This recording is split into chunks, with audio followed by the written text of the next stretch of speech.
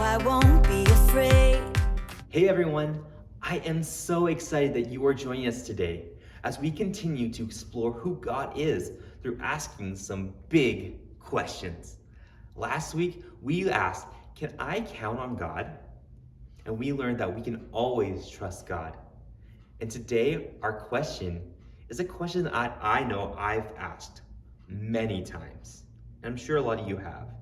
The question is this: what should I do when I'm afraid? Raise your hand if you've ever been scared before. Oh yeah, big time. I sure have been scared many times. And there was many times when I was scared when I didn't know what to do. I was too afraid to do anything. Well, to answer this question, we actually have to look about what we learned last week. We learned that God is trustworthy and that He loves us so much. And He keeps His promises. And one of those promises that God made is that He will always listen to us and He will never leave us. And our memory verse actually is a great example of God saying this to us. It's found in the book of Philippians, chapter 4, verse 6. And it says this: don't worry about anything. No matter what happens, tell God about everything. Ask and pray and give thanks to Him. So you see, when we're afraid, we should tell God. He wants to hear us when hear about our fears and help us. And God is always there with us, so we are never alone whenever we think we are alone in dealing with our fears. God wants to help us. So listen and pray and tell Him what you're feeling. And God will help us through it. In fact, today's story is about a young man named Daniel. And he was put in a really scary situation. But he trusted God. And he stayed calm, even in the presence of some really hungry beasts. Let's check out what Daniel has to teach us about not being afraid.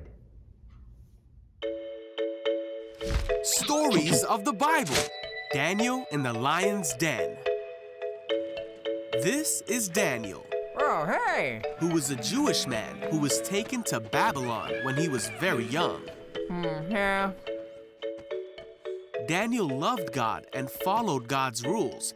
He talked to God 3 times a day and asked God for help often. Daniel served in the Babylonian king's court for many years. Yeah, I know him. And under many kings. Hey, Daniel. Daniel always proved himself to be more capable than all the other court officials. Thanks. Well, anytime. Daniel was serving under King Darius, and because of his great abilities, the king made plans to place him in charge of the entire empire. Wow, okay. The other court officials searched for some fault in Daniel, but they couldn't find anything wrong with him. He was faithful, responsible, and completely trustworthy.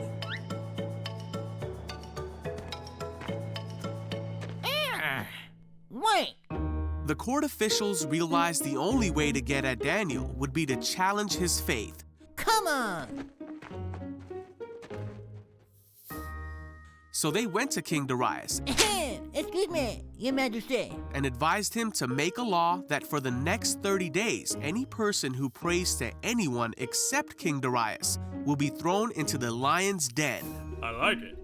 King Darius signed this law, and once a Babylonian king signed a law, it could not be overruled.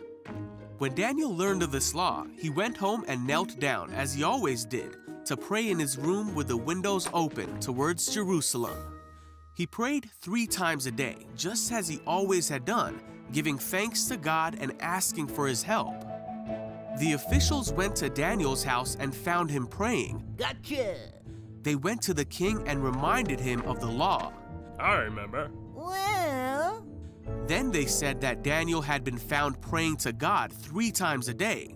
What?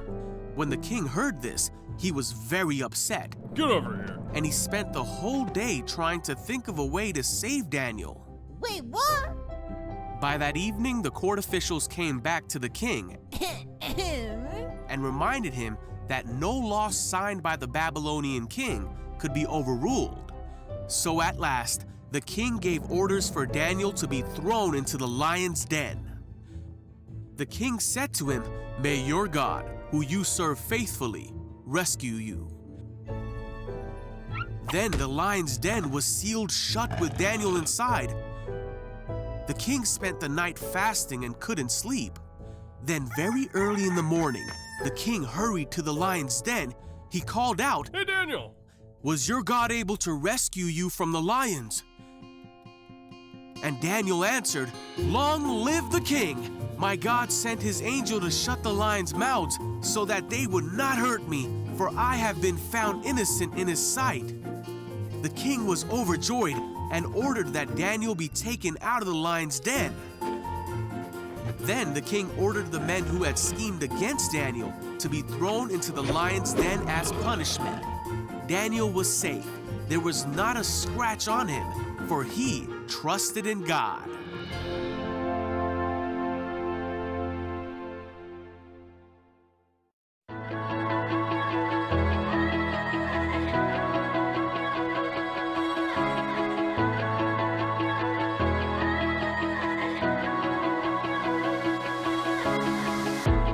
Even when my heart is hurting, even when I feel alone, I know you are here.